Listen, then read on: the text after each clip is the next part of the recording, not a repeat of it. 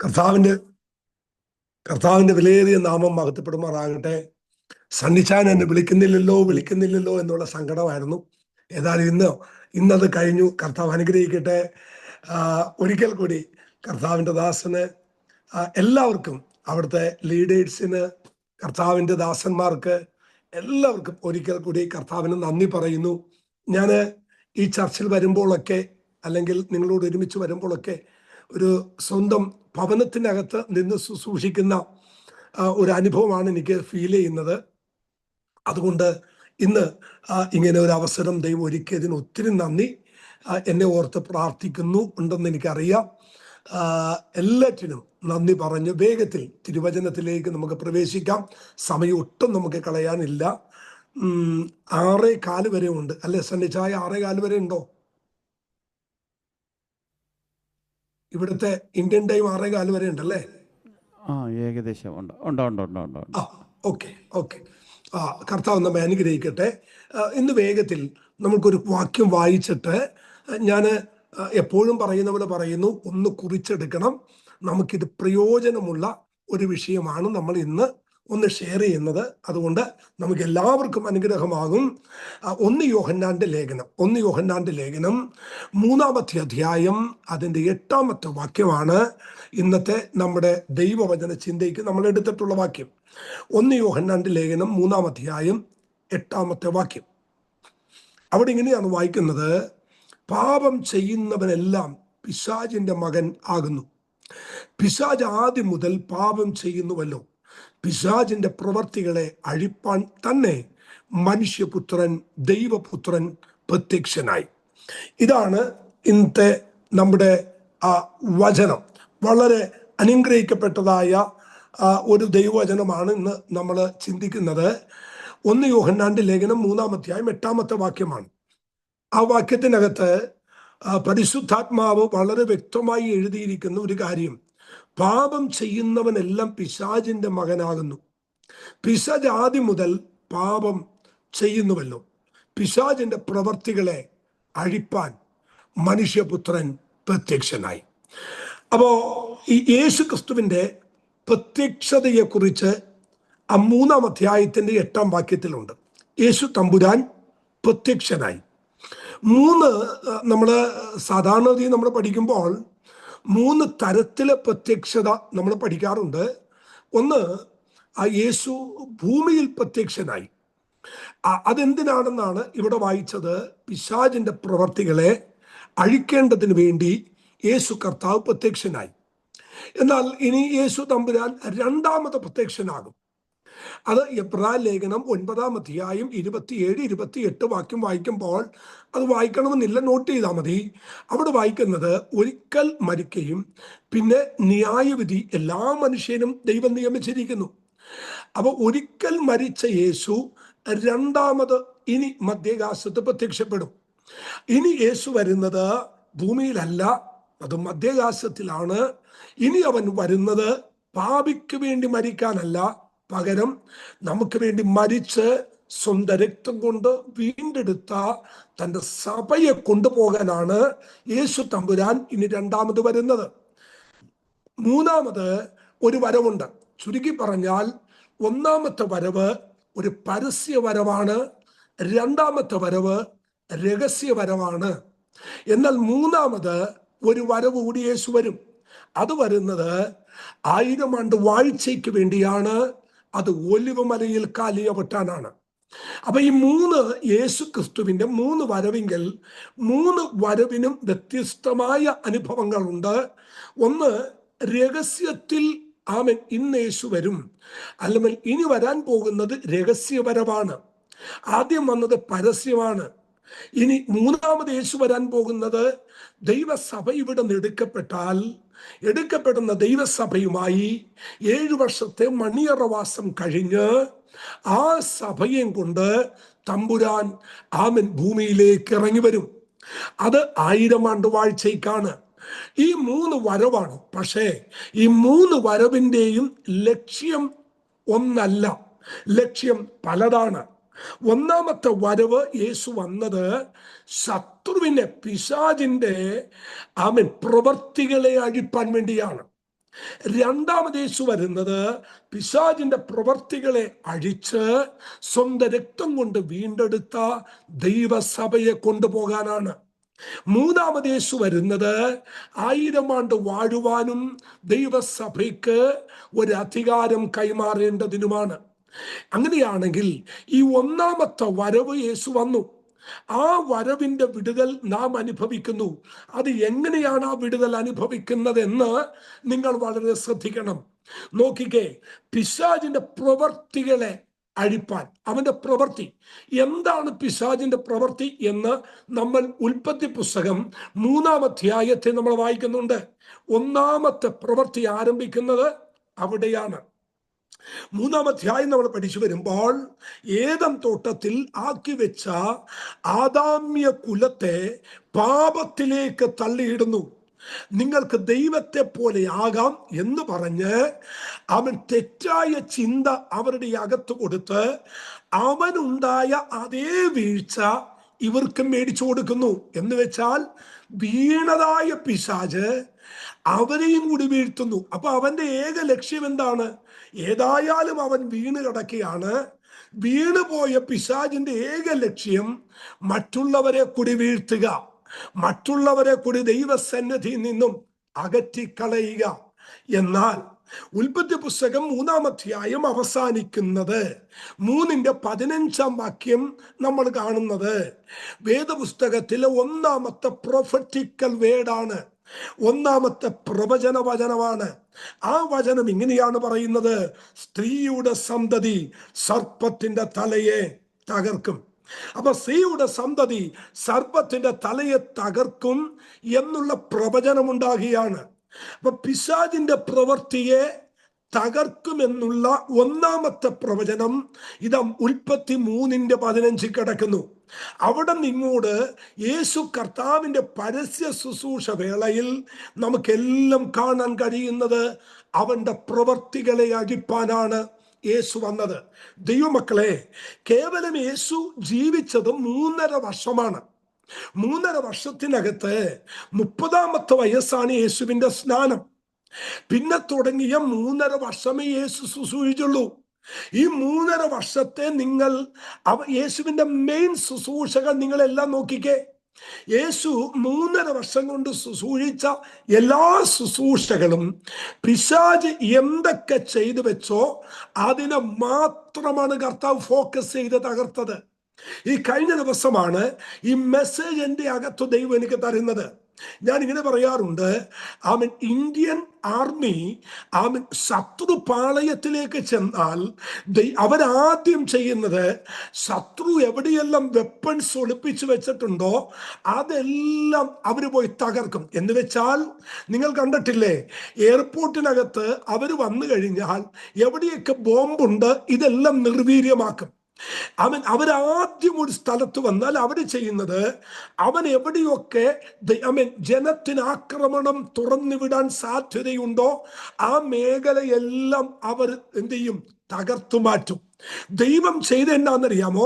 3.5 വർഷം കൊണ്ട് മനുഷ്യന്, ദൈവജനത്തിന്, മാനവകുലത്തിന് എന്തെല്ലാം കേടുവരുത്താൻ സാധ്യതയുണ്ടോ ആ മേഖലകളെല്ലാം തമ്പുരാൻ അഴിച്ചു മാറ്റി. അല്ലെങ്കിൽ അതിനെതിരെയായിരുന്നു യേശുവിൻ്റെ സാന്നിധ്യവും യേശുവിൻ്റെ പ്രവർത്തനവും. അങ്ങനെയാണെങ്കിൽ ഇന്ന് ഒരു കാര്യം നിങ്ങളോട് ആത്മാർത്ഥമായിട്ട് പറയുന്നു. ഈ ബന്ധനം എന്ന് പറയുന്നത് വളരെ പെന്തക്കോസ്തുകാര് പറയുമ്പോൾ മറ്റുള്ളവർ അതിനെ പുച്ഛിക്കുന്നൊരു കാര്യമാണ്. നമ്മൾ പറയും ഇന്ന ആൾക്കൊരു ബന്ധനമുണ്ട്, ഇന്നാൾ ബന്ധിക്കപ്പെട്ടിരിക്കുന്നു എന്നൊക്കെ കേൾക്കുമ്പോൾ പലരും പറയും പെന്തക്കോസ്ത് പാസ്റ്റർമാരുടെയൊക്കെ സാധാരണയുള്ളൊരു വാക്കാണ് ഈ ബന്ധനം എന്നൊക്കെ പറയുന്നത്. എന്നാൽ യേശു തമ്പുരാൻ വന്നതിൻ്റെ ലക്ഷ്യം തന്നെ എനിക്കും നിങ്ങൾക്കും എതിരെയുള്ള സകല ബന്ധനങ്ങളെയും ഇന്ന് അഴിക്കാൻ വേണ്ടിയാണ്. ഏതൊക്കെ മേഖലകൾ നാം ബന്ധിക്കപ്പെട്ടിരിപ്പുണ്ടോ, ആ സകല മേഖലകളിലും ഇന്നത്തെ മീറ്റിങ്ങിനകത്ത് ഒരു ഭയങ്കര ഡെലിവറൻസ് ദൈവം നിങ്ങൾക്ക് നൽകി തരും. ആമൻ. ഒരു പക്ഷേ ഞാൻ ഒരിക്കൽ ഈ ബന്ധനം എന്ന് പറഞ്ഞ് പ്രസംഗിച്ചപ്പോൾ എന്നെ ഒരാൾ പരസ്യമായി ആക്ഷേപിച്ചിട്ട് എന്നോട് പറഞ്ഞു, നിങ്ങളുടെയൊക്കെ സ്ഥിരം വാക്കാണ് ഈ ബന്ധനം എന്നൊരു വാക്ക്. ആമൻ. ഞാൻ ഒന്നും മിണ്ടിയില്ല. ഇതെല്ലാം കഴിഞ്ഞ് പ്രാർത്ഥിക്കാൻ വേണ്ടി ആളുകൾ വന്ന് എല്ലാവരും പ്രാർത്ഥിച്ചു പോയപ്പോ ഈ പുള്ളി എൻ്റെ അടുത്ത് വന്നിട്ട് പറഞ്ഞു, ഭാഷേ എൻ്റെ മോന് വേണ്ടി ഒന്ന് പ്രാർത്ഥിക്കണം. ഞാൻ എന്നാ പറ്റി?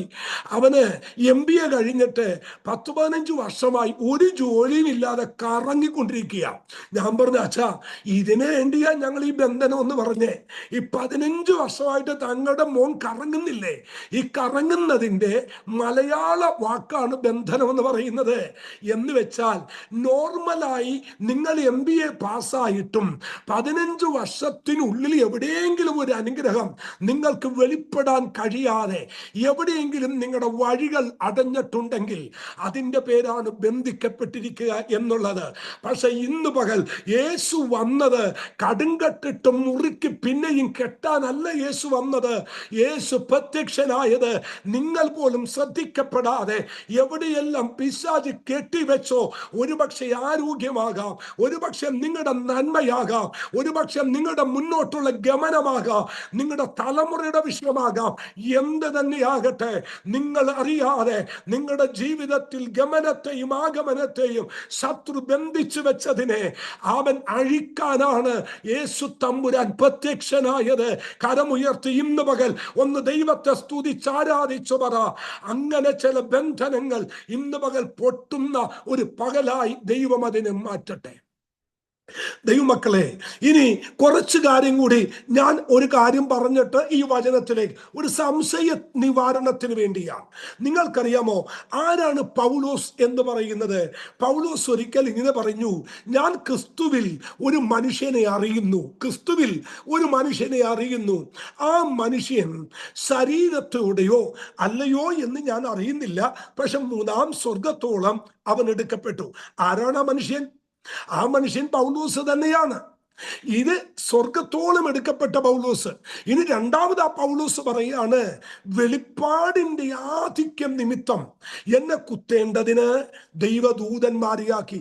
എന്നെ വെളിപ്പാടാ എന്ന് വെച്ചാൽ പുള്ളി വീട്ടിലിരുന്ന് പ്രാർത്ഥിച്ചാൽ നമ്മള് മാർക്കറ്റിൽ പോയി വിസിറ്റ് ചെയ്യുന്ന പോലെയാ പുള്ളി സ്വർഗത്തിലേക്ക് പോയി വരുന്നേ. ഇനി അവിടെ ഇരുന്നുകൊണ്ട് പുള്ളി പറയുന്ന വെളിപ്പാടെന്നൊക്കെ പറയുന്നത് നമുക്കൊന്ന് എത്തിപ്പിടിക്കാൻ പറ്റാത്ത വെളിപ്പാടാ. ആമേൻ.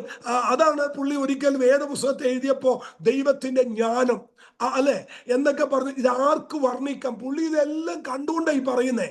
ആ വെളിപ്പാടുള്ള മനുഷ്യൻ 1-2 വട്ടം റോമയിൽ പോകാൻ ആഗ്രഹിച്ചു. പക്ഷെ നിങ്ങൾ വായിച്ചിട്ടുണ്ടോ? അതേ പൗലോസ് ഇങ്ങനെ എഴുതി, പൗലോസ് എന്ന ഞാൻ 1-2 വട്ടം നിങ്ങളുടെ അടുക്കൽ വരാൻ ഞാൻ ആഗ്രഹിച്ചു, പക്ഷെ സാത്താൻ എന്നെ തടുത്തു എന്നൊരു വാക്യമുണ്ട്. എൻ്റെ ചോദ്യം, 3-ാം സ്വർഗത്തോളം എടുക്കപ്പെട്ട പൗലോസെ, താങ്കളെ തടുക്കാൻ ഈ ലൂസിഫർ അത്രയ്ക്ക് ശക്തനാണോ? അതെ, പൗലോസ് പറഞ്ഞൊരു കാര്യം, മറ്റൊരു വാക്ക്, ഞാൻ വാ തുറക്കുമ്പോൾ അവൻ നിങ്ങളോട് വചനം പറയേണ്ടതിന്, എൻ്റെ വായിൽ വചനം അവൻ ശത്രു തടുക്കാതെ തരേണ്ടതിന് നിങ്ങൾ എനിക്ക് വേണ്ടി പ്രാർത്ഥിക്കണം. അതേ ദൈവമക്കളെ, ഇതൊക്കെ ഉള്ളതാന്നേ. അവൻ എനിക്കും നിങ്ങൾക്കും ഒരു ശത്രു ഉണ്ട് എന്ന് നിങ്ങൾ വിശ്വസിക്കുന്നില്ലേ? ആ ശത്രു ഉണ്ടെങ്കിൽ ആ ശത്രു നിങ്ങൾക്കെതിരെ ബന്ധിക്കുന്ന ചില മേഖലകളുണ്ട്. അത് നിങ്ങൾ മനസ്സിലാക്കി വേണം ഇന്ന് പകൽ ദൈവത്തെ ആരാധിപ്പാനും. ആശീർവാദം പറയുന്നതിന് മുൻപ് അതിനെ പൊട്ടിച്ച് ഇന്ന് പകൽ പുറത്തു വരണം. ഇതൊരു ദൈവീക നിയോഗമാണ്. ഇനി അടുത്തത്, എന്താണ് ബന്ധനം എന്നൊക്കെ പറയുന്നത്? ഈ ബന്ധനം എന്ന വാക്കിന് ഹീബ്രു വാക്കിനകത്ത് ഗ്രീക്ക് വാക്കിനകത്ത് കൊടുത്തിരിക്കുന്നത് ഡൂളിയ എന്നൊരു വാക്കാണ്. ഡൂളിയ എന്ന വാക്കാണ് ഗ്രീക്കിൽ കൊടുത്തിട്ടുള്ളത്. ഗ്രീക്കിൽ ഡൂളിയ എന്ന വാക്കിന് ഞാൻ കണ്ട ഒരു അർത്ഥം എന്നാണെന്നറിയാമോ? 1, അവൻ അടിമപ്പെടുത്തുക, 2 അടിച്ചു താഴ്ത്തുക, 3 ചവിട്ടി താഴ്ത്തുക, 4 വഴികളെ അടക്കുക, അടുത്തത് തടസ്സം സൃഷ്ടിക്കുക, അടുത്തത് ഒരു നിലയിലും മുന്നോട്ട് പോകാൻ അനുവദിക്കാതിരിക്കുക.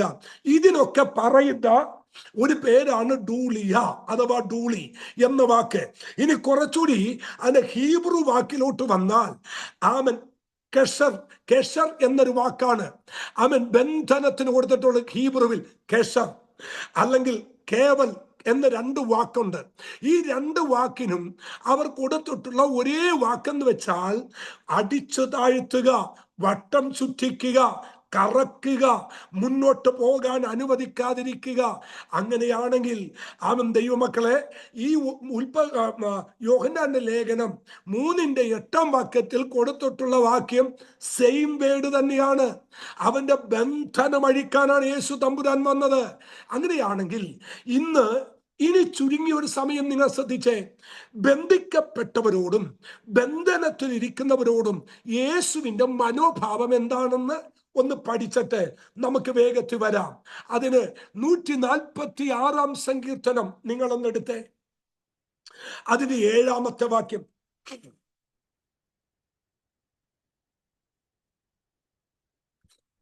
146:7 പീഡിതന്മാർക്ക് അവൻ ന്യായം പാലിച്ചു കൊടുക്കുന്നു, വിശപ്പുള്ളവർക്ക് അവൻ ആഹാരം നൽകുന്നു. യഹോവ ബദ്ധന്മാരെ അഴിച്ചുവിടുന്നു. തമ്പുരാന്റെ ഈ ബന്ധിക്കപ്പെട്ടവരുള്ള ദൈവത്തിന്റെ മനോഭാവം നിങ്ങൾ 146:7 വായിച്ചാൽ മതി. അവിടെ വായിക്കുന്ന യഹോവ ബദ്ധന്മാരെ എന്ത് ചെയ്യുന്നു? അഴിച്ചുവിടുന്നു. അപ്പൊ ഒരു ബന്ധിക്കപ്പെട്ടവനെ പോലും അവനെ കടുങ്കെട്ടാക്കി അതിനകത്ത് ചുറ്റിച്ചു കളയാൻ ദൈവത്തിന് ഇഷ്ടമില്ല. ഏത് ബന്ധിക്കപ്പെട്ടവന്റെയും ബന്ധനം അഴിച്ചു മാറ്റാൻ ദൈവം വിശ്വസ്തനാണ്. ദൈവം അതിനുവേണ്ടി റെഡിയാണ്. 69-ാം സങ്കീർത്തനം, ഞാൻ കുറച്ചു വാക്യങ്ങൾ പറഞ്ഞിട്ട് ഞാൻ വേഗത്തിൽ അത് പറയാം. 69-ാം സങ്കീർത്തനം അതിന് 33-ാമത്തെ വാക്യം. യഹോവ ദരിദ്രന്മാരുടെ പ്രാർത്ഥന കേൾക്കുന്നു, തന്റെ ബദ്ധന്മാരെ അവൻ നിന്ദിക്കുന്നതുമില്ല. ദൈവത്തിന്റെ വചനം പറയാണ്, യഹോവ ദരിദ്രന്മാരുടെ പ്രാർത്ഥന കേൾക്കുന്നു, അവൻ തന്റെ ബദ്ധന്മാരെ നിന്ദിക്കുന്നതുമില്ല. എത്ര ബന്ധിക്കപ്പെട്ടിരിക്കുന്നവനോടും ദൈവത്തിന്റെ മനോഭാവം അവനെ നിന്ദിക്കുന്ന ഒരു ദൈവമല്ല.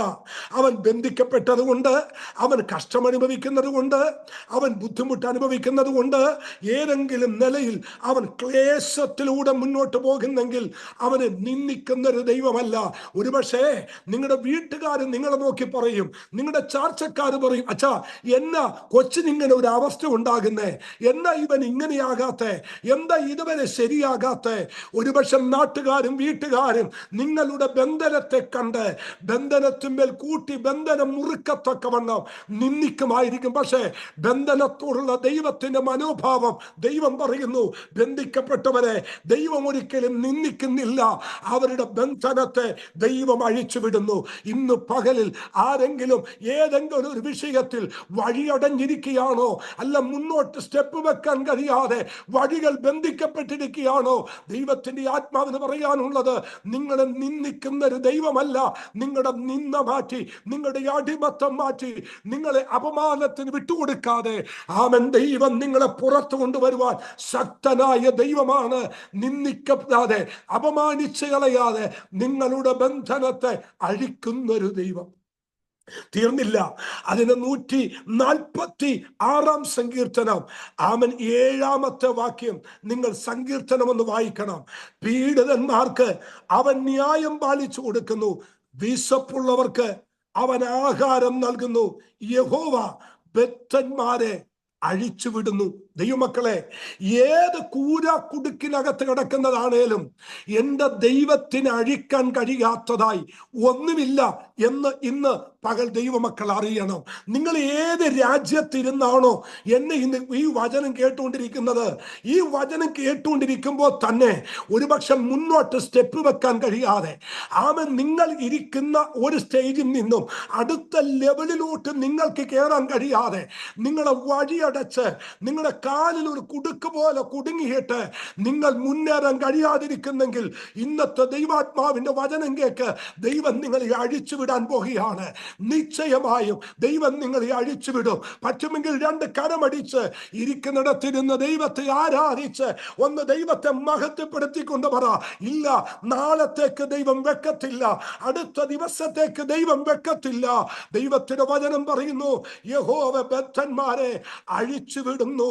ആമൻ, നീ കറങ്ങുന്ന കറക്കത്തിൽ നിന്ന് അല്ല, നീ ആമൻ ആയിരിക്കുന്ന പ്രതിസന്ധിക്കകത്തുനിന്ന് നിന്നെ അഴിച്ചുവിടാൻ കഴിവുള്ള ഒരു സർവശക്തനായ ദൈവം ഇന്ന് പകൽ നിനക്കുണ്ട്. തീർന്നില്ല, ഞാൻ ഒരു വാക്യം ഒന്ന് വായിച്ചോട്ടെ. ലൂക്കോസിന്റെ സുവിശേഷം 19-ാം അധ്യായം അതിന്റെ 29-ാമത്തെ വാക്യം.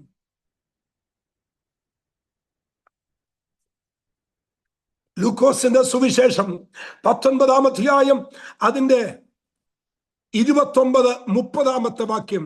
30-ാമത്തെ വാക്യം വായിച്ചാൽ മതി. നിങ്ങൾക്ക് എതിരെയുള്ള ഗ്രാമത്തിൽ ചെല്ലുവിൻ, അതിൽ കടക്കുമ്പോൾ ആരും ഒരുക്കിയിട്ടും കയറിയിട്ടില്ലാത്ത ഒരു കഴുതക്കുട്ടിയെ കെട്ടിയിട്ടിരിക്കുന്നത് നിങ്ങൾ കാണും. അതിനെ അഴിച്ചു കൊണ്ടുവരണം. ഈ ബന്ധിക്കപ്പെട്ടവരോടുള്ള ദൈവത്തിന്റെ മനോഭാവമാണ് ഞാൻ ഇന്ന് പ്രസംഗിക്കുന്നത്. 1-ാം വാക്യത്തിൽ ഞാൻ പറഞ്ഞു, പീഡിക്കപ്പെടുന്നവരെ ദൈവം അഴിച്ചുവിടും, കരയുന്നവരെ ദൈവം അഴിച്ചുവിടും, കുണ്ടറക്കകത്ത് പെട്ടവരെ ദൈവം അഴിച്ചുവിടും. ദാണ്ട് യേശു കർത്താവ് ലൂക്കോസ് 19-ാം അധ്യായം 30-ാം വാക്യം വായിക്കുമ്പോൾ അവിടെ ഒരു വാക്യം ഇങ്ങനെയുണ്ട്, ഈ നിങ്ങൾക്ക് എതിരെ ഉള്ള ഗ്രാമത്തിൽ ചെല്ലണം എന്ന് വെച്ചാൽ നിനക്കെതിരെ നിൽക്കുന്നതിനെയും ഇന്ന് പകൽ അഴിച്ചുവിടാൻ ദൈവം ശക്തനാണ്. ഒന്നുകൂടി പറയാം, ഒരുപക്ഷെ നിനക്കെതിരായി നിൽക്കുന്നത് എന്താണെന്ന് എനിക്കറിയത്തില്ല. ഒരുപക്ഷെ നീ ജോലി ചെയ്യുന്ന സ്ഥലത്താകാം, അല്ലെങ്കിൽ നിന്റെ മുന്നിൽ നിൽക്കുന്ന മറ്റു പലരുമാകാം. എന്തു തന്നെയാകട്ടെ, നിനക്കെതിരെ നിൽക്കുന്ന ചില വൻ ശക്തികളുണ്ട്. അതിനെ ഇന്ന് പകൽ അഴിച്ചു വിടാൻ, അതിനെ ഇന്ന് പകൽ അഴിച്ചു മാറ്റാൻ എന്റെ ദൈവം ശക്തനാണ്.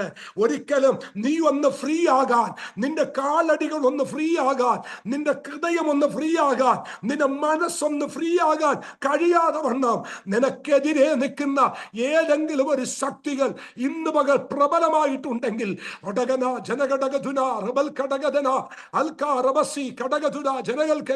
ആ വചനം പറയുമ്പോൾ എന്റെ അകത്താരോടോ ദൈവം പറയുന്നു, നിനക്കെതിരെ നിൽക്കുന്ന പല ശക്തികളുണ്ട്. അത് ഹാമാൻ പോലെ അവൻ ഉയർന്നു നിൽക്കുന്ന വൻ ശക്തികളുണ്ട്. എന്നാൽ ഇന്ന് പകൽ ഭാരപ്പെടണ്ട. അത് ഫറവോന്റെ വ്യാപാരമാണെങ്കിൽ അത് മുങ്ങിപ്പോകും. ഹാമാന്റെ ശക്തിയാണെങ്കിൽ അത് തൂക്കപ്പെടും. ഇന്ന് പകലിൽ ആത്മാവിൽ ആരാധിക്കുന്ന ദൈവ പൈതലേ, നിനക്കെതിരായി നിൽക്കുന്ന ഒരു ശക്തിയും നിന്റെ മുമ്പിൽ നിൽക്കുകയില്ല.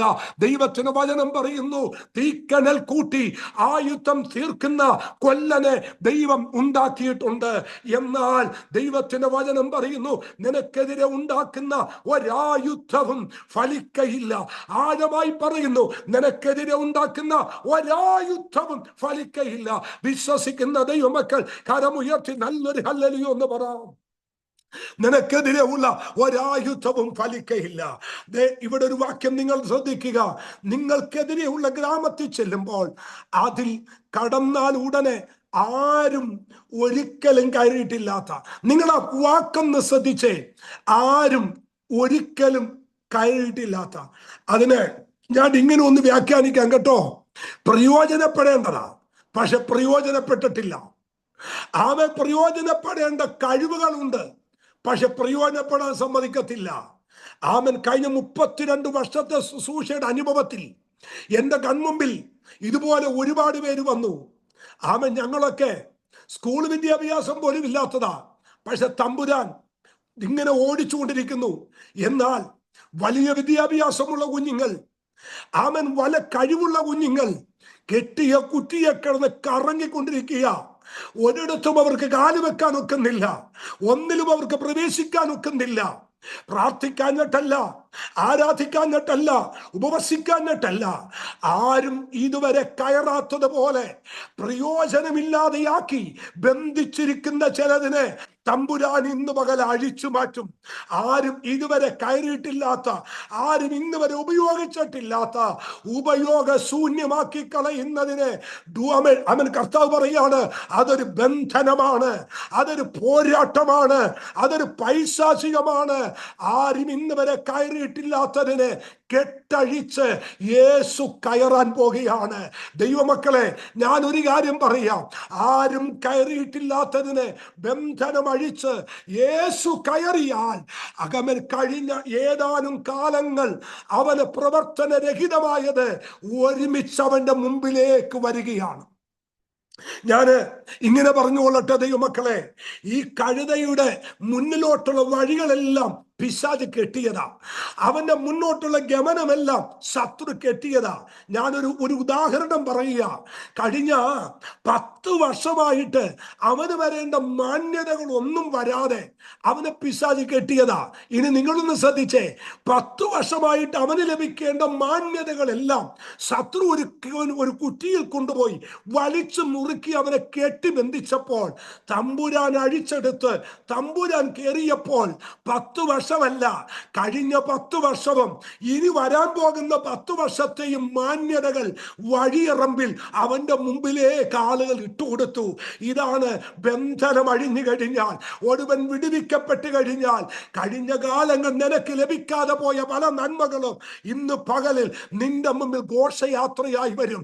അതനാ ജനഘടകൽക്കരാധന ആരാധിച്ച് ഇന്ന് പകൽ വിടുതൽ ഏറ്റെടുക്കേണ്ട ദൈവമക്കൾ അത് വിടുതൽ ഏറ്റെടുത്തേക്കണം.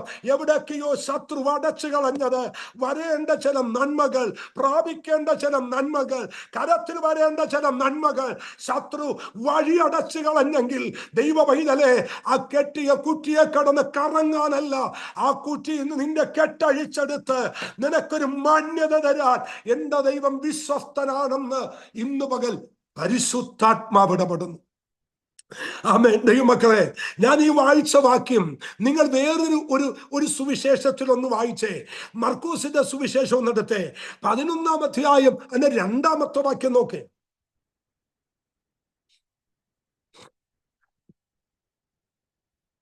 അവിടെ നിങ്ങൾക്ക് എതിരേക്കാവുന്ന ഗ്രാമത്തിൽ ചെല്ലുവിൻ, അതിൽ കടന്നാൽ ഉടനെ ആരും ഒരിക്കലും കയറിയിട്ടില്ലാത്ത ഒരു കഴുതക്കുട്ടിയെ കെട്ടിയിട്ടിരിക്കുന്നത് കാണും, അതിനെ അഴിച്ചുകൊണ്ട് വരുവിൻ. കണ്ടോ ദൈവത്തിന്റെ മനോഭാവം? കണ്ടോ? അതിനെ അഴിച്ചുകൊണ്ട് വരാൻ. ആമേൻ. എന്തിനാ ദൈവം? ഇനി ഒരു കാര്യം കൂടി പറയാം. ഒരിക്കലും നിങ്ങൾ കേട്ടതാ, എന്നാ ഒന്നുകൂടി കേട്ടോ, ഒരിക്കലും ഒരു കഴുതയെയും കെട്ടാറില്ല. ഏതെങ്കിലും ഒരു കഴുതയെ കെട്ടിയിട്ടുണ്ടെങ്കിൽ അതിന്റെ പുറകിലുള്ള പ്രമാണം എന്താന്ന് ചോദിച്ചാൽ, അതിനെ കഴുത്തൊടിച്ചു കൊല്ലാൻ കെട്ടിയിട്ടിരിക്കുക, അതിന്റെ അവസാനം കാണാൻ കെട്ടിയിട്ടിരിക്കുക, അതിന്റെ ഒടുക്കം കാണാൻ കെട്ടിയിട്ടിരിക്കുക. അതിനു വേണ്ടിയാ കഴുതയെ കെട്ടുന്നത്. കഴുതയെ ഒരിക്കലും ആരും കെട്ടാറില്ല. കഴുതയെ കെട്ടുന്നത് അവനെ കഴുത്തൊടിച്ചു കൊല്ലാൻ വേണ്ടിയാ. ഈ കഴുതയെ കെട്ടിയതും കഴുത്തൊടിച്ചു കൊല്ലാനാ.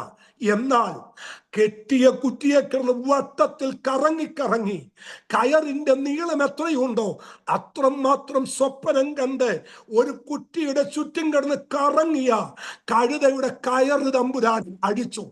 ഇന്ന് പകൽ ദൈവത്തിന്റെ ആത്മ പറയുന്നു, ശത്രു കെട്ടിയാൽ നീ പോകാവുന്ന ദൂരത്തപ്പുറം പോകത്തില്ല, ഒരു പരിധിക്കപ്പുറത്ത് പോകാൻ അവൻ നിന്നെ അനുവദിക്കത്തില്ല.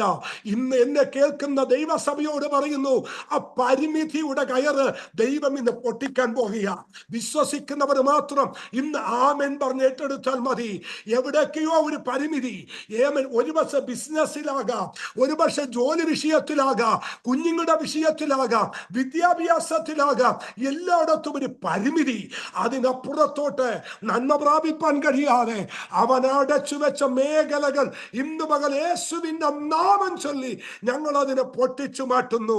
ദൈവത്തിന്റെ ആത്മ പറയുന്നു, ഇല്ല ദൈവ പൈതലേ, എല്ലാ വിധികളും ദൈവം മാറ്റാൻ പോകുകയാണ്, എല്ലാ പരിമിതികളും ദൈവം പൊട്ടിക്കാൻ പോകുകയാണ്. ദൈവം ഇത് പൊട്ടിക്കേണ്ടതിന് ദൈവം ചിലരെ അഴക്കും. നിങ്ങൾ എന്നും ഓർത്തേക്കണം കേട്ടോ. ഏതെങ്കിലും ഒരു ബന്ധിക്കപ്പെട്ടവനെ അഴിക്കാൻ ദൈവം ഒരാളെ അഴക്കും. ഒരിക്കല് ഈ ശുശ്രൂഷ ചെയ്തുകൊണ്ടിരുന്നപ്പോ കർത്താവ് ഈ ചിലരെ ഈരണ്ടായിട്ട് അഴച്ചു. എന്തിനാണെന്നറിയോ? കർത്താവ് പിശാചിന്റെ പ്രവർത്തികളെ അഴിച്ചിട്ട് യേശു ശിഷ്യന്മാരെ രണ്ടായി അഴിച്ചിട്ട് പറഞ്ഞു, നിങ്ങൾ പോകുവിൻ, എന്നിട്ട് ഭൂതങ്ങളെ പുറത്താക്കുവിൻ. കണ്ടോ, തമ്പുരാൻ കേൾപ്പിച്ച ഒരാഴമായ ദൂത് നിങ്ങളൊന്ന് ശ്രദ്ധിച്ചേ. നിങ്ങളും പോണം. ഞാൻ വന്നത് അഴിക്കാനാണെങ്കിൽ നിങ്ങളെയും ഞാൻ വിടുന്നത് അഴിക്കാൻ വേണ്ടിയാ. ആമൻ. പ്രകാശനങ്ങളെ, കർത്താവിന്റെ സന്തോഷങ്ങളെ, ആമൻ ആമൻ അവിടെ ഇരിക്കുന്ന ദൈവദാസന്മാരെ, ആമൻ നിങ്ങളോട് എല്ലാം ആത്മാവിൽ ഞാൻ പ്രവചിച്ചു പറയുന്നു, നിങ്ങളെ ദൈവം അഴിക്കാൻ ഒരു അധികാരം തന്നിരിക്കുകയാണ്. ഇന്ന് പകൽ ഈ വചന ശുശ്രൂഷയിലൂടെ അവിടെ ഇരിക്കുന്ന എല്ലാ ദൈവദാസന്മാരും, ഞാൻ ആരുടെയും പേര് വിളിക്കുന്നില്ല, ഒരുമിച്ച് പറയുന്നു, കർത്താവ് ഒരു ഇമ്പാർട്ടേഷൻ ഇന്ന് പകൽ നിങ്ങളുടെ മേൽ പകരാൻ പോകുകയാണ്. നിങ്ങൾ എവിടെ ആയിരിക്കുന്നു, ഏത് രാജ്യത്തിൽ നിന്ന് കേൾക്കുന്നു, അവരുടെ മേലല്ല ഒരു പകർച്ച ദൈവം പകരാൻ പോകുകയാണ്. എന്തിന്? ബൈബിൾ പറയുന്നു, നിങ്ങൾ ഭൂമിയിൽ കെട്ടുന്നത് സ്വർഗത്ത് കെട്ടപ്പെടും. ആരും വരണ്ടഴിക്കാൻ, നീ അഴിച്ചാൽ അഴിയും കുഞ്ഞെ. ആമേൻ. സ്തോത്ര. കർത്താവ് എന്നോട് പ്രിയ നീൽ, ആമൻ മോനെ, കർത്താവ് ഒരു ദൂത് പറയുന്നു, ഒരു ശുശ്രൂഷ നീ ഏറ്റെടുക്കണം. മോളെ, ദൈവത്തിന്റെ ആത്മാവ് നിങ്ങളോട് പറയുന്നു, നിങ്ങളൊരു മിനിസ്ട്രി ഏറ്റെടുക്കണം. ദൈവം ചിലത് നിങ്ങളുടെ മേൽ പകരാൻ പോകുകയാണ്. നിങ്ങളെ ഒരു രാജ്യത്ത് ദൈവം കൊണ്ടുപോയി നിർത്തിയത് ആമൻ 10 പൈസ ഉണ്ടാക്കാനല്ല, 10 കാശ് ഉണ്ടാക്കാനല്ല, പകരം അതിനപ്പുറമായി ഒരു മിനിസ്ട്രിക്ക് വേണ്ടിയാണ് ദൈവം അഴച്ചത്. ഈ ദിവസങ്ങളിൽ ഒരു ശുശ്രൂഷ ദൈവം നിങ്ങളോട് ചെയ്യാൻ പോകുന്നു. ഒരു അസാധാരണമായ ഒരു ദൈവിക അധികാരം, ഒരു ദൈവിക കൈമാറ്റം സ്വർഗത്തിലെ ദൈവം ഇന്ന് പകൽ ഈ സഭയുടെ മേൽ, കുടുംബങ്ങളുടെ മേൽ ദൈവം പകരും. കർത്താവ് പറഞ്ഞ എന്നാന്നറിയോ? ഞാൻ അഴിച്ചു, ഞാൻ നിങ്ങളെയും അഴിക്കാൻ പറഞ്ഞു വിടുന്നു. നിങ്ങൾ അഴിക്കണം ദൈവമക്കളെ. ഞാനൊരു കാര്യം നിങ്ങളോട് പറയാം. ദൈവസഭ ഈ അധികാരവും ഈ ആമൻ പകർച്ചയും ഏറ്റെടുക്കാത്തോടത്തോളം നിങ്ങളുടെ ശുശ്രൂഷയിൽ ഇംപ്രൂവ്മെന്റ് ഉണ്ടാവില്ല. നിങ്ങൾ അറിയണം, മനുഷ്യപുത്രൻ വന്നത് അവന്റെ ബന്ധനം അഴിക്കാനാ. ഈ ദൈവം എന്നെ ആക്കിയതും ഇത് ചെയ്യാനാ. ദൈവമക്കളെ, ആര് ചെയ്യും? വരുന്നവരല്ല ചെയ്യേണ്ടത്, നിങ്ങൾ ഇത് ചെയ്യണം. യെസ്, നിങ്ങൾ ഇരിപ്പിൽ ഇന്ന് പകൽ അധികാരം ഏറ്റെടുത്ത് പറ, എന്റെ കുടുംബത്തിന്, എന്റെ കുഞ്ഞുങ്ങൾക്കെതിരെ, എന്റെ നന്മയ്ക്കെതിരെ, എന്റെ അവകാശത്തിനെതിരെ ആമൻ ധൂളി കെട്ടിവെച്ച സകല ബന്ധനവും ഇന്ന് പകൽ ഞങ്ങൾ യേശുക്രിസ്തുവിൻ നാമത്തിൽ അഴിച്ചു മാറ്റുന്നു. ഞങ്ങൾ ഫ്രീ ആകുന്നു എന്ന് നിങ്ങൾ വിളിച്ചു പറ. ദൈവം ചിലരെ അഴക്കും. എന്തിനു വേണ്ടി? ദൈവം അഴക്കുന്നത് ചിലതിന്റെ കെട്ടുപൊട്ടിക്കാനാ. ഞാന് വേണമെങ്കിലൊരു വാക്യം നിങ്ങൾക്ക് വായിച്ച് കേൾപ്പിച്ചു തരാം. സങ്കീർത്തനം 105, 105-ാം സങ്കീർത്തനം 19, 20-ാമത്തെ വാക്യം.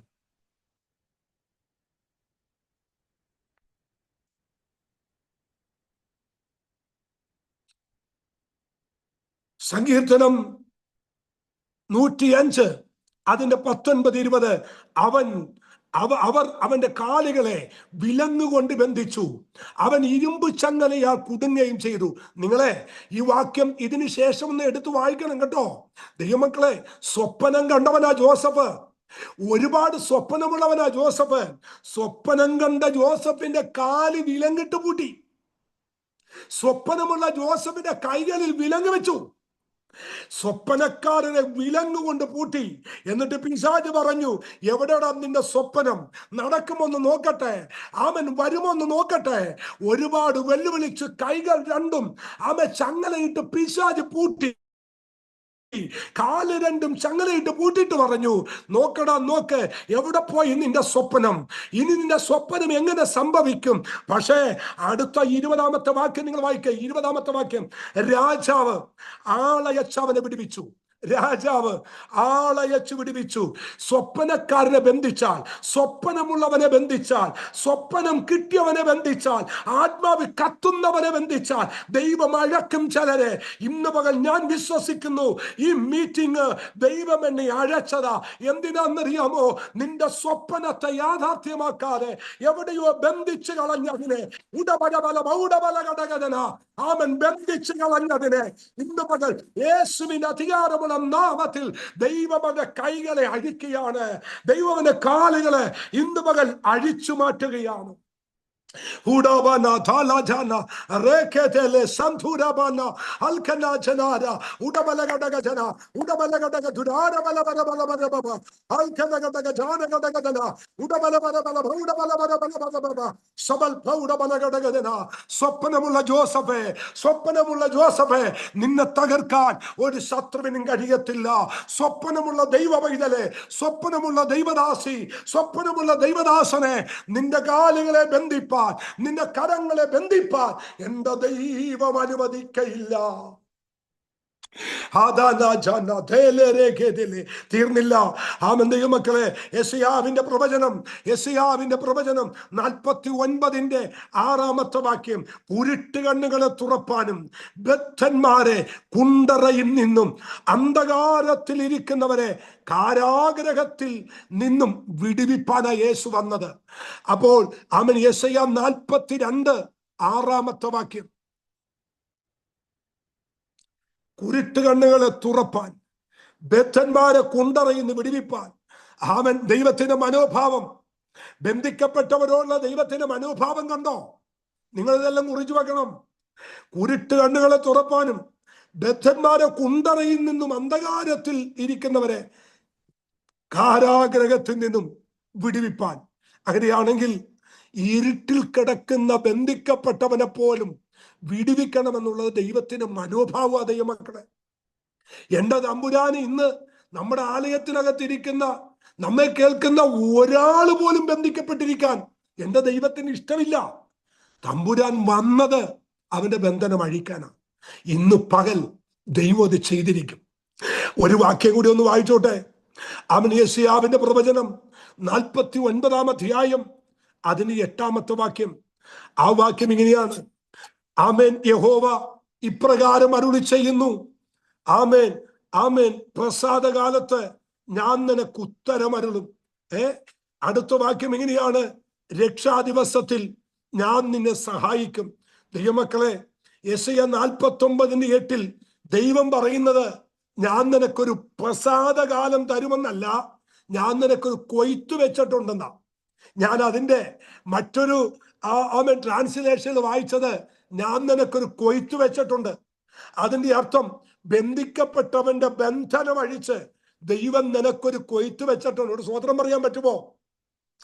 അവന് എന്നും ബന്ധനമല്ല, നിന്നെ ദൈവം അതിനകത്ത് നിന്ന് അഴിച്ച് ദൈവം പുറത്തു കൊണ്ടുവരും. സങ്കീർത്തന പുസ്തകം 79 സങ്കീർത്തനം അതിന്റെ 11 വാക്യം, ബദ്ധന്മാരുടെ ദീർഘശ്വാസം നിന്റെ മുമ്പാകെ വരുമാറാകട്ടെ, മരണത്തിന് വിധിക്കപ്പെട്ടവരെ നീ നിന്റെ മഹാശക്തിയാൽ രക്ഷിക്കണമേ. ദൈവമക്കളെ, ആ വാക്യം നിങ്ങൾ നോട്ട് ചെയ്യണം. ബദ്ധന്മാരുടെ ദീർഘശ്വാസം, ബന്ധിക്കപ്പെട്ടിരിക്കുന്നവരുടെ, ബന്ധനത്തിലായവരുടെ ദീർഘശ്വാസം തമ്പുരാന്റെ മുമ്പിൽ ചെന്നിട്ട് മരണത്തിന് വിധിക്കപ്പെട്ടവരെ അതിനകത്തൊന്ന് ദൈവം വിടുവിക്കും. എന്ന് വെച്ചാൽ ആത്മഹത്യക്ക് വേണ്ടി ശ്രമിക്കുന്നവരെ പോലും ദൈവം വിടുവിച്ച് പുറത്തു കൊണ്ടുവരും. ഇത് ദൈവസഭയോടൊരു ദൂതാണ്. മരണത്തിന് വേണ്ടി കൊതിക്കുന്ന ചിലതിനെ ദൈവം അഴിച്ചു പുറത്തു കൊണ്ടുവരും. പരിശുദ്ധാത്മാവ് ഇന്ന് ഈ വചന ശുശ്രൂഷയിൽ പറയുന്നു, ബന്ധിക്കപ്പെട്ടിരിക്കുന്ന ചിലതിനെ, മരിക്കാൻ കൊതിച്ചിരിക്കുന്ന ചിലതിനെ, ആത്മഹത്യക്ക് വേണ്ടി കാത്തിരിക്കുന്ന ചിലതിനെ, മരണത്തിന് വേണ്ടി വിധി എഴുതിയ ചിലതിനെ ദൈവത്തിന്റെ ആത്മാവ് പുറത്തു കൊണ്ടുവരും. അങ്ങനെയുള്ള ബന്ധനം മതി, ജീവിച്ചത് മതി, ആമൻ എനിക്ക് മരിച്ചാൽ മതി, ഇനി ജീവിക്കണ്ട എന്ന് പറഞ്ഞ് മരിക്കാൻ ആഗ്രഹിക്കുന്ന ആമൻ ഏതൊക്കെയോ മേഖലകളിൽ ആ കെട്ടഴിച്ച് ദൈവം പുറത്തു കൊണ്ടുവരും.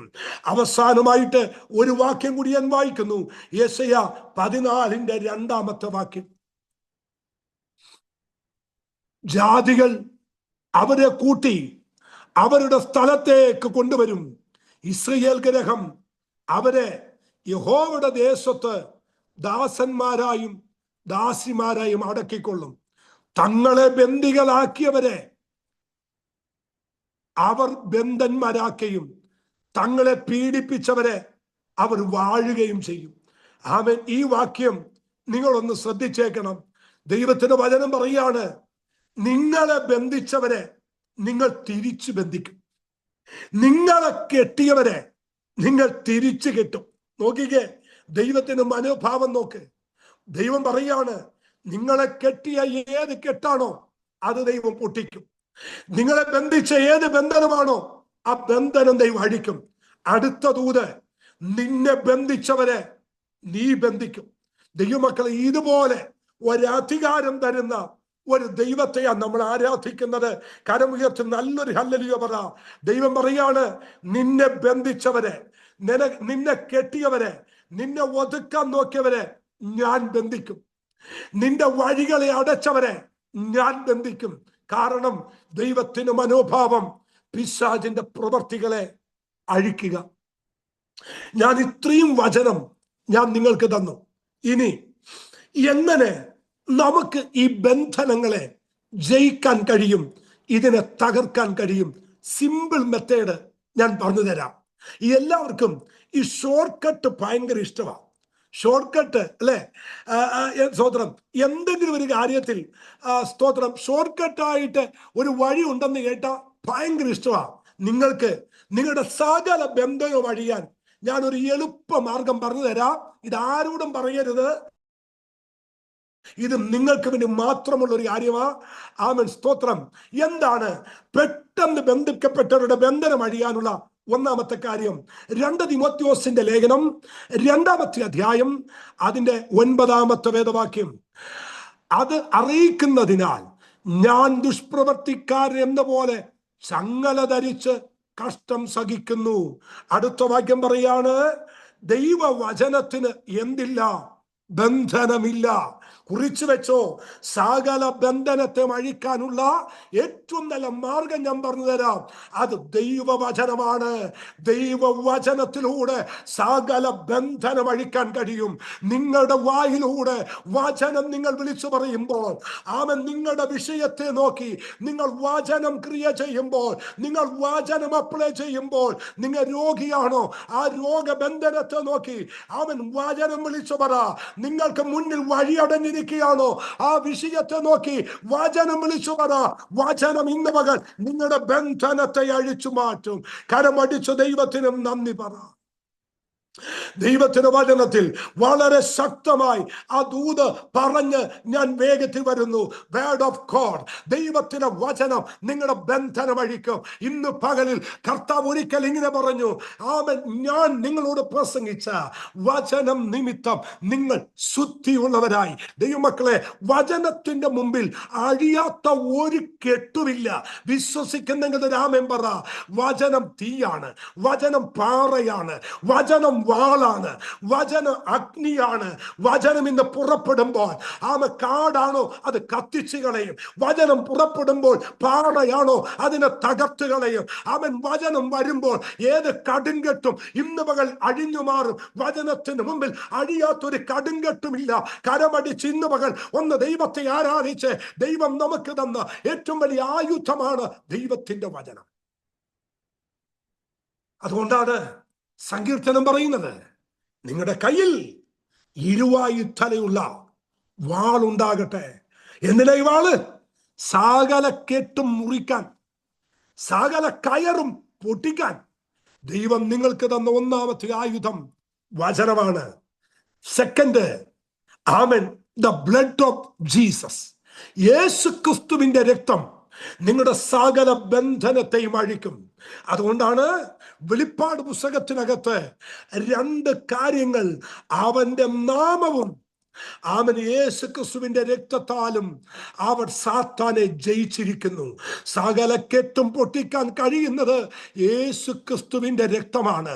സകല രക്തം അല്ലെ ബൈബിൾ പറയുന്നത്, അവന്റെ രക്തം സകല പാപവും പോക്കി നമ്മെ ശുദ്ധീകരിക്കുന്നു. തീർന്നില്ല, എബ്രായ ലേഖനം പറയുന്നത് ഇങ്ങനെയാണ്: ഹാബേലിന്റെ രക്തത്തെക്കാൾ ഗുണകരമായി സംസാരിക്കുന്ന യേശു ക്രിസ്തുവിന്റെ രക്തം. നിങ്ങൾക്കറിയാമോ, അവന്റെ തല തകർത്തത് യേശുവിന്റെ രക്തത്താലാണ്. അവൻ ആയുധം വെപ്പിച്ചത് യേശുവിന്റെ രക്തത്താലാണ്. ഇന്ന് നിങ്ങൾ ഇരിക്കുന്ന ഇരിപ്പിൽ ആ രണ്ട് കരവും തലയിലോട്ട് വെച്ച് യേശു ക്രിസ്തുവിന്റെ രക്തം എന്റെ ശിരസ് മുതൽ പാദം വരെ ഒഴുകട്ടെന്ന് പറ. കെട്ടുകൾ ഇന്ന് പകൽ താനെ അഴിയപ്പെടും. ആരും അഴിക്കാതെ, ആരും കൈവെക്കാതെ യേശുവിന്റെ രക്തത്താൽ ഇന്ന് പകൽ ആ ബന്ധനം അഴിയും. നമ്പർ 3, മൂന്നാമത് നിങ്ങൾ അറിയേണ്ട ഒരു കാര്യം, അവൻ കുറച്ചു പേർക്കെങ്കിലും ഇതിന് മഹത്വം അറിയില്ല. ദൈവമക്കളെ, പ്രൈസ് ആൻഡ് വർഷിപ്പ്, ആത്മാവിലുള്ള ആരാധനക്കകത്ത് കെട്ടുമുട്ടും. ഞങ്ങളുടെ ചർച്ചിന്റെയൊക്കെ ഏറ്റവും വലിയ ബ്ലെസ്സിങ് എന്താന്ന് ചോദിച്ചാൽ ആരാധനയാണ്. മണിക്കൂറുകളാണ് ആരാധിക്കുന്നത്, അതും അന്യഭാഷയിലുള്ള ആരാധനയാണ്. ആരാധന കുറച്ച് വേറെ ഒരു പരിപാടിയും ചെയ്യരുത്. ആമേൻ. കഴിഞ്ഞ ദിവസം ഒരു ചർച്ചുകാരോട് ഞാൻ ഭയങ്കരമായിട്ട് ഒന്ന് മെസ്സേജിനകത്ത് കയർത്തി ഞാൻ പറഞ്ഞു. എന്നാന്നറിയോ, ആരാധനക്കാകെ കൂടി 1.5 മണിക്കൂർ, എല്ലാം കൂടി ആരാധനയും വചന ശുശ്രൂഷയും എല്ലാം കൂടി 1.5 മണിക്കൂർ. ആരാധനയ്ക്ക് ശേഷം കമ്മിറ്റിയുണ്ട്, കമ്മിറ്റി 2.5 മണിക്കൂർ. ഞാൻ പറഞ്ഞു, നീയൊക്കെ നിത്യ നരകത്തിലൂടെ പോകത്തുള്ളൂ, വേറെ ഒരിടത്തോടും പോകത്തില്ല. അവൻ സ്വർഗം തരിശായി കടന്നാലും നിന്നെയൊക്കെ സ്വർഗത്തിലോട്ട് കേട്ടത്തു പോലുമില്ല. അവൻ എന്നാൽ കമ്മിറ്റി 1/2 മണിക്കൂർ എടുത്തിട്ട് ആരാധന 1/2 മണിക്കൂറിട്ട് കൂട്ടാതെ ഈ ദുഷ്ടന്മാരെല്ലാം കൂടി സ്തോത്രം ഈ കമ്മിറ്റിക്ക് 2 മണിക്കൂറും ആരാധനക്ക് 1.5 മണിക്കൂറും. സത്യം പറഞ്ഞാൽ ദൈവമക്കളെ, അവിടെ ഇരിക്കുന്ന മൈക്ക് സ്റ്റാൻഡ് എടുത്ത് എനിക്ക് അടിക്കാൻ തോന്നി. പിന്നെ രക്ഷിക്കപ്പെട്ടത് കൊണ്ട് മാത്രം ഞാൻ ചുമ്മാ വീട്ടിൽ പോന്നു. ഞാൻ പറയടാ, കമ്മിറ്റിക്ക് 2.5 മണിക്കൂറും ആരാധനക്ക് 1.5 മണിക്കൂറും. ആരൊക്കെയാ നിന്നെ വിടുവിച്ചത്? ദൈവമക്കളെ, ഏറ്റവും കൂടുതൽ ബന്ധനം അഴിയുന്നത് ആരാധനക്കകത്താ. ദൈവമക്കളെ, ഒരു മടിയും കാണിക്കരുത്. എന്റെ ഭാഷ പറഞ്ഞാൽ അടുത്തിരിക്കുന്നത് ട്രംപ് ആണേലും അച്ചായ ഇച്ചിരി മാറിയിരി എന്ന് പറഞ്ഞ് ആത്മാവിൽ ആരാധിച്ചേക്കണം. ഇനി നിങ്ങളുടെ അടുത്ത് വന്നിരിക്കുന്നവൻ കൈയടിക്കാത്തവനാണെങ്കിൽ തവളയെ തൂക്കി എറിയുന്നത് പോലെ കൊണ്ടുപോയി പുറത്തുകൊണ്ടുപോയി ഇരുത്തിയിട്ട് തകർത്താരാധിച്ചേക്കണം. പൗലോസും ശീലാസും പാടി ആരാധിച്ചപ്പോൾ അവരുടെ ചങ്ങല മാത്രമല്ല, കൂടെ കടന്നവരുടെ ചങ്ങല പൊട്ടി. ഇന്ന് പകൽ ഞാൻ ആത്മാവിൽ പറയുന്നു, ആത്മാവിന്റെ ആരാധന സകല ബന്ധനവും അഴിക്കും.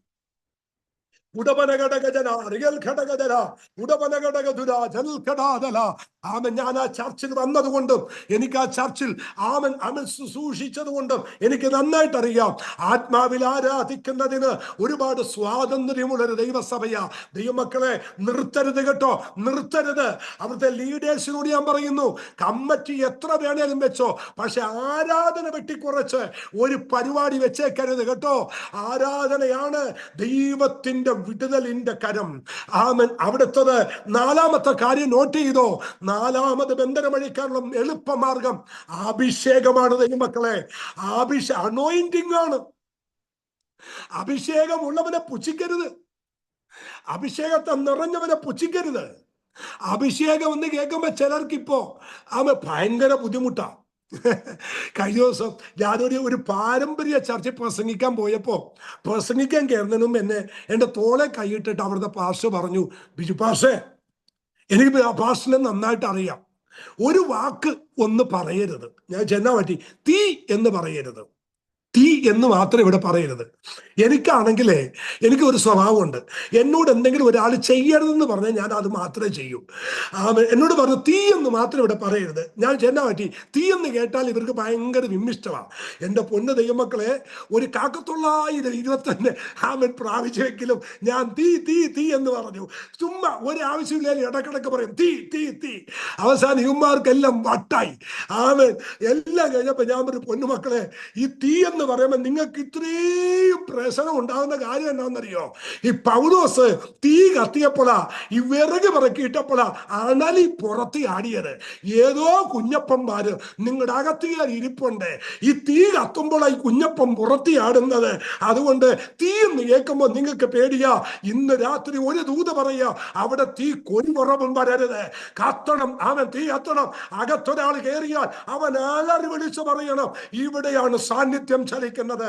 അഭിഷേകമാ ദൈവമക്കളെ. യെശയ്യാവിന്റെ പ്രവചനം 10 പറയുന്നത്, ആ വാക്യം ഇങ്ങനെയാണ്: അവൻ അഭിഷേകം നിമിത്തം മുഖം തകർന്നു പോകും, അനോയിന്റിങ് നിമിത്തം മുഖം തകരും. അഭിഷേകം ഉള്ളിടത്ത് പിശാചിന്റെ മുഖം തകരും. സ്തോത്രം, ഹല്ലേലൂയ. നിങ്ങള് സ്തോത്രം, ഒരു കാര്യം ഒന്ന് കാണണം കേട്ടോ. ഈ ഒരു സ്ഥലത്ത് ഈ നല്ല ചക്കയില്ലേ, ചക്ക, നല്ല ചക്ക ഒരു പാത്രത്തിൽ കൊണ്ടുവന്ന് ഇങ്ങനെ പൊളിച്ച് ഈ ചക്ക ഇങ്ങനെ കൊണ്ടുവന്ന് വെച്ചിരിക്കുക. വായിന്ന് ആരുടെയും വെള്ളമൊന്നും വരരുത്.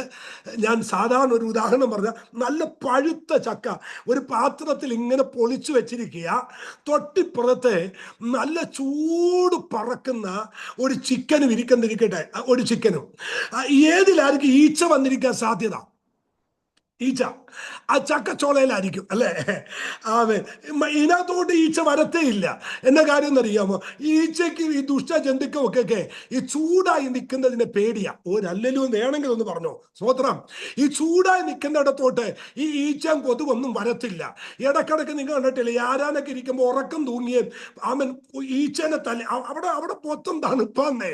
ഞാൻ പറയാറുണ്ട്, നിങ്ങൾ ഒരിക്കലും തണുത്തു പോകരുത്. ഒരു അല്ലലിയോ വേണമെന്ന് പറ. ഒരിക്കലും തണുത്തു പോകരുത്. തണുത്തു പോയാൽ കാര്യം പിടുത്തം വിട്ടു. ഈ ഒരിക്കല് എന്നോട് എൻ്റെ ചർച്ചിൽ ഒരു മോൻ പറഞ്ഞു, പാർശ്വങ്ങളെ, ഈ ഞങ്ങളുടെ വീട്ടിൽ എന്നും പ്രശ്നം നടക്കുന്നത്, ആരാധന കഴിഞ്ഞ് ഞായറാഴ്ച വീട്ടിൽ ചെല്ലുമ്പോ ഇടിയ, സന്ധ്യ പ്രാർത്ഥനക്ക് മുമ്പ് ഇടിയ. ഈ 2 സെക്ഷൻ ഇടി ഞങ്ങളുടെ വീട്ടിലുണ്ട്. ഒന്ന് കുടുംബ പ്രാർത്ഥനക്ക് തൊട്ട് മുമ്പ്, 2 സഭായോഗം കഴിഞ്ഞ് ഉള്ള വീട്ടിൽ ചെല്ലുമ്പോ. എന്താ പാർശ്വങ്ങളെ, നമ്മുടെ മോനെ കാര്യം എന്താണെന്നറിയോ? ഈ ഞങ്ങൾ ഇവിടുന്ന് അഴിച്ചുവിടുന്ന സകല ദുർഭൂതത്തെയും ഈ തണുത്തിരിക്കുന്ന ഈ നിന്റെ അപ്പന്റെ അമ്മയുടെ അകത്തോട്ടാ കയറുന്നേ. ഇതാണ് വീട്ടിൽ ചെല്ലുമ്പോൾ ഇടി ഉണ്ടാകുന്നത്. എന്നാൽ കത്തി നിൽക്കുന്ന ഒരു അച്ഛമ്മയുടെ അകത്തോട്ട് ഇത് കയറത്തില്ല. ഈ പിശാച് നമ്മുടെ ചർച്ചിൽ വന്ന് ആദ്യം നോക്കുന്ന ആരെയാണെന്നറിയുമോ? ഈ നിങ്ങൾ കണ്ടിട്ട് 2 കൈയും ഇങ്ങനെ ഈ തൊടയുടെ ഇടയിൽ കൊണ്ടുപോയി വെച്ച് 100 ഡിഗ്രി തണുപ്പത്തിരിക്കുന്ന പോലെ, എന്നെ കൊന്നാലും ഞാൻ കൈയടിക്കത്തില്ല എന്ന് പറഞ്ഞ് അച്ഛമ്മ ഇരിക്കുന്നില്ലേ? ഒരു കുഴപ്പമില്ല, നീ തണുത്തിരിക്കുക, കുഞ്ഞപ്പൻ കയറാൻ സാധ്യതയുണ്ട്. ഇന്നൊന്ന് കത്തിക്കോ, ചൂട് പിടിച്ചോ, ഒരു വിടുതൽ ഇന്ന് പകൽ ഇതിനകത്ത് നടക്കും. ഒരു ദൂതുടി പറയാം, പിശാചിന് ഇഷ്ടം ചൂട് പിടിച്ചവരെയല്ല, പിശാചിന് ഇഷ്ടം തണുത്തവരെയാണ്. ഒരിക്കൽ ഒരു ഭൂതം വിട്ടുപോയിട്ട് അവൻ ചുറ്റി നടന്നു നീരോട്ടമുള്ള സ്ഥലം. പിശാച് പറയുന്നത്, തണുപ്പുള്ള സ്ഥലം അന്വേഷിച്ച് നടന്നു, കണ്ടില്ല താനും. പിശാചിന് ഈ തണുത്തിരിക്കുന്നവരെയൊക്കെ ഭയങ്കര ഇഷ്ടമാ. എന്ന ചൂടുള്ളവന്റെ അകത്ത് വരത്തില്ല, അഭിഷേകമുള്ളവനകത്ത് വരത്തില്ല. അവൻ ഖത്തർ ദൈവസഭയെ നോക്കി ഇന്ന് മകൻ പ്രവചിച്ച് പറയട്ടെ, അതിനകത്തൊരു തീയുണ്ട്, അതിനകത്തുള്ളവരുടെ മേലൊരു തീയുണ്ട്. ആ തീ കെട്ടുപോകരുത്. കരമുയർത്തി ആമേൻ പറ. ആമേൻ. അടുത്തത് എളുപ്പമാർഗം, പ്രയർ. പ്രാർത്ഥനയാൽ നിങ്ങളുടെ ബന്ധനമടിയും. പ്രാർത്ഥിക്കുന്നവന്റെ മേലൊരു ബന്ധനം നിൽക്കത്തില്ല. പ്രാർത്ഥിക്കുന്നവന്റെ കുടുംബത്തിനകത്ത് ഒരു കെട്ടും നിൽക്കത്തില്ല. പ്രാർത്ഥിക്കുന്നവന്റെ ബന്ധനം ദൈവം അഴിക്കും. അടുത്തത് സമ്പൂർണമായ സമർപ്പണം. ദൈവസന്നിധിയിൽ ആര് സമ്പൂർണമായി സമർപ്പിക്കുന്നുവോ, സറണ്ടർ ചെയ്യുന്നുവോ, അവന്റെ കയ്യിൽ ഒരു കെട്ടും ഉണ്ടാവത്തില്ല. അതുകൊണ്ടാണ് ബൈബിൾ പറയുന്നത്, നിങ്ങൾ ദൈവത്തിന് മുമ്പിൽ കീഴടങ്ങുവിൻ, പിശാചിനോട് എതിർത്ത് നിൽപ്പിൻ, എന്നാൽ അവൻ നിങ്ങളെ വിട്ട് ഓടിപ്പോകും. അപ്പൊ ദൈവം മുമ്പിൽ സമ്പൂർണമായി സമർപ്പിക്കുന്നവന് ഒരു വിടുതലുണ്ട്. അടുത്ത 2 കാര്യം കൂടി പറഞ്ഞ് ഞാൻ അവസാനിപ്പിക്കാം. അടുത്ത നിങ്ങളുടെ ബന്ധനം അഴിയുന്നത് നിങ്ങളുടെ വിശ്വാസത്താലാണ്. ആമേൻ. ദൈവത്തിന്റെ വചനം യോഹന്നാന്റെ ലേഖനം പറയുന്നു, ലോകത്തെ ജയിച്ച ജയമോ നിങ്ങളുടെ വിശ്വാസം തന്നെ. വിശ്വാസമുള്ളവന്റെ അകത്ത് കെട്ട് നിൽക്കത്തില്ല. വിശ്വാസമുള്ളവനകത്ത് ബന്ധനം ഉണ്ടാവത്തില്ല. അവിശ്വാസമുണ്ടോ, നീ ബന്ധിക്കപ്പെടും. വിശ്വാസം ബന്ധനത്തിൽ നിന്ന് മാറും. അവസാനത്തൊന്നുകൂടി പറയട്ടെ, കണ്ണുനീരുണ്ടോ? കണ്ണുനീരുണ്ടോ? നിന്നെ തൊടത്തില്ല പിശാച്. കാരണം ഞാൻ നേരത്തെ പറഞ്ഞ എല്ലാറ്റിനേക്കാൾ പവർഫുൾ വെപ്പനാണ് നിന്റെ കണ്ണുനീര്. കുറിച്ചു വെച്ചോ ദൈവമക്കളെ. ഇവിടെ സകല ലാബിലും ചെന്നാൽ എല്ലാം ടെസ്റ്റ് ചെയ്ത് കിട്ടും. പക്ഷേ ഒരു ലാബിൽ പോയാലും ടെസ്റ്റ് ചെയ്ത് കിട്ടാത്ത ഒന്നുണ്ട്, നമ്മുടെ കണ്ണുനീരാ. അവൻ കണ്ണുനീര് കൊണ്ടേ കൊടുത്തിട്ട് ഈ കണ്ണുനീര് എന്തിനു വേണ്ടിയാ കരഞ്ഞത് എന്ന് ചോദിച്ച ഒരു ലാബും ടെസ്റ്റ് തരത്തില്ല. എന്നാൽ കണ്ണുനീര് തുരുത്തിയിലാക്കി വെച്ച് അതിന് മറുപടി തരുന്നൊരു ദൈവമുണ്ട് മക്കളെ. അതുകൊണ്ട് കണ്ണുനീരിന്റെ മുമ്പിൽ ഒരു ബന്ധനവും നിൽക്കത്തില്ല. ഞാൻ അവസാനിപ്പിക്കുന്നു. മാതാവേ, പിതാവേ, ദൈവദാസനെ, കുഞ്ഞെ, നിന്റെ കണ്ണുനീരിന്റെ മുമ്പിൽ ഇന്ന് പകൽ ആ എത്ര ഊര കൊടുക്കും ദൈവം പൊട്ടിച്ചു മാറ്റാൻ പോവുക. അതിനെ ദൈവം അഴിച്ചു മാറ്റി. നിന്റെ കൈകൾ ഇന്ന് ഫ്രീ ആകും, നിന്റെ കാലുകൾ ഇന്ന് ഫ്രീ ആകും, നിന്റെ ശരീരം ഇന്ന് ഫ്രീ ആകും. അവൻ യേശു പ്രത്യക്ഷനായത് പിശാചിന്റെ പ്രവൃത്തികളെ അഴിപ്പാൻ. സ്വർഗീയ പിതാവേ, നിന്റെ കുഞ്ഞുങ്ങൾക്ക് വേണ്ടി ഞാൻ ഇപ്പോൾ പ്രാർത്ഥിക്കുന്നു. പിതാവിൻ്റെയും പുത്രന്റെയും പരിശുദ്ധാത്മാവിന്റെ നാമം ചൊല്ലി അനുഗ്രഹിക്കുന്നു. ക്രിസ്തുയേശുവിൻ നാമത്തിൽ പിതാവേ, ആമേൻ. ഒരിക്കൽ കൂടി കർത്താവിന്റെ ദാസന്മാർക്കെല്ലാം നന്ദി പറയുന്നു. സണ്ണിച്ചായനായി നന്ദി. ആമൻ. പ്രിയ ജിമ്മിച്ചായൻ, അതുപോലെ സന്തോഷങ്ങള്, മറ്റു ദൈവദാസന്മാർ ഓരോരുത്തരെയും ആമൻ എനിക്ക് പേര് പറഞ്ഞ് പറയാനുണ്ട്. അതുപോലെ എനിക്ക് ആത്മബന്ധമുള്ളവരാണ് ഓരോരുത്തരും, പ്രിയ രാജനങ്ങള് ഒക്കെ എല്ലാവരും ഒരിക്കൽ കൂടി നന്ദി പറയുന്നു. ഞാന് ഈ 17-ാം തീയതി ന്യൂയോർക്കിലേക്ക് പോവുകയാണ് 3 ആഴ്ചത്തെ മീറ്റിങ്ങിന് വേണ്ടി. എന്നെ ഓർത്ത് മുടങ്ങാതെ പ്രാർത്ഥിക്കണം. God bless you. ദൈവം അനുഗ്രഹിക്കും.